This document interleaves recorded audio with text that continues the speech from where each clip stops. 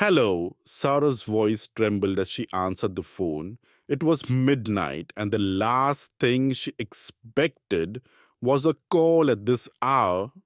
The silence on the other end was deafening. Just as she was about to hang up, a voice, soft, almost a whisper, broke this silence. Tomorrow, the clock will strike twice before noon. Beware the second toll. Who is this? Sarah demanded, but the line went dead. She stared at the phone, her heart racing. It was probably just a prank, she told herself, but the unsettling tone of the caller's voice lingered in her mind. Shaking her head, she decided to ignore it and went back to bed. The next morning, Sarah dismissed the call as a bad dream. She had a busy day ahead, with meetings lined up at work. As she sat at her desk, and the events of the previous night faded into the background. But at 11 a.m., the office clock chimed once. Nothing unusual. A few minutes later, it chimed again, just as the mysterious voice had predicted. Sarah froze, her eyes locked on the clock. The second toll echoed in her mind, sending chills down her spine. She glanced around the office, but no one else seemed to notice anything strange. Just a coincidence, she whispered to herself. But deep down, she couldn't shake the feeling that something was terribly wrong. As the day went on, Sarah's unease grew. She couldn't concentrate on her work, and by the time she left the office, she was a bundle of nerves. She tried to convince herself that it was all in her head, but the nagging doubt persisted. That night, at exactly midnight, her phone rang again. Who are you? What do you want? Sarah demanded, her voice trembling. Tomorrow, a shadow will fall at noon. Avoid it at all costs. Before she could respond, the line went dead again. Sarah's heart pounded in her chest. She couldn't ignore the calls anymore. They were too specific, too eerie to be mere pranks. But what could she do? She had no idea who was calling or what these cryptic warnings meant. The next day, Sarah was on edge. She avoided her usual routines, taking different routes and staying away from her regular haunts. As noon approached, she found herself walking through a park near her office. The sky was clear and the sun shone brightly. But just as the clock struck noon, a dark cloud moved in, casting a shadow over the park. Sarah's heart raced as she remembered the caller's warning. She turned to leave, but something caught her eye. A figure standing under the shadow of a tree. It was a man, dressed in black, his face obscured by the darkness. He seemed to be staring directly at her. Panic surged through her, and she quickly turned away, breaking into a run. She didn't stop until she was safely inside her apartment.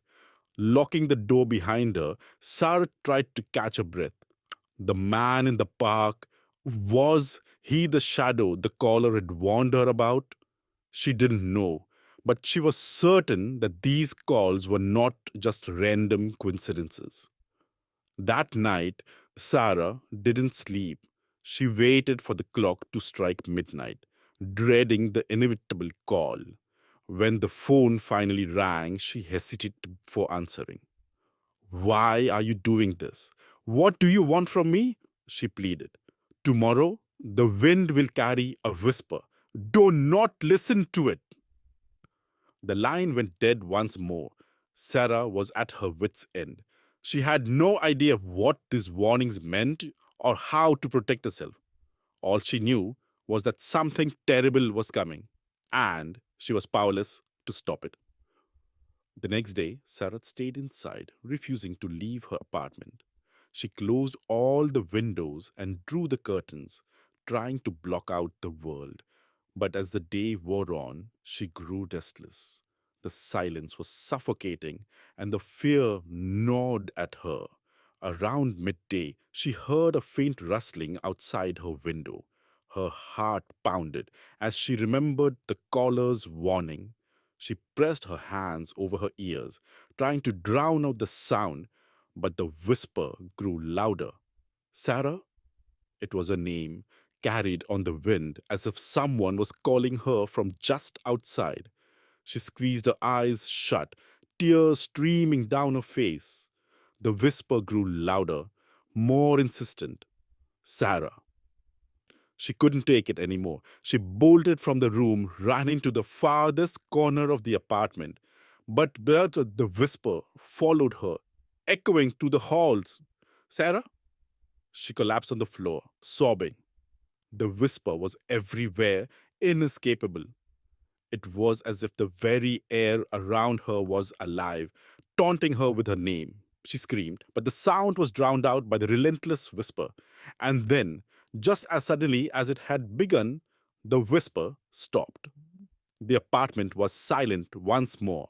Sarah lay on the floor, trembling, too afraid to move. That night, there was no call. The silence stretched on, suffocating in its intensity. Sarah didn't sleep, too terrified of what might come next.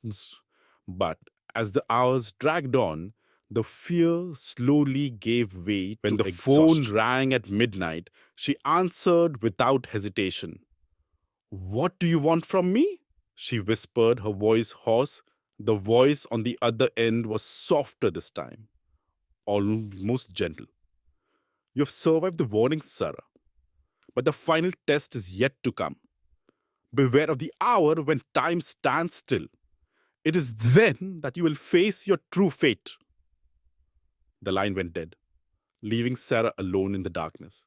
She had no idea what the final test would be, but she knew one thing for certain. She could no longer ignore the warning.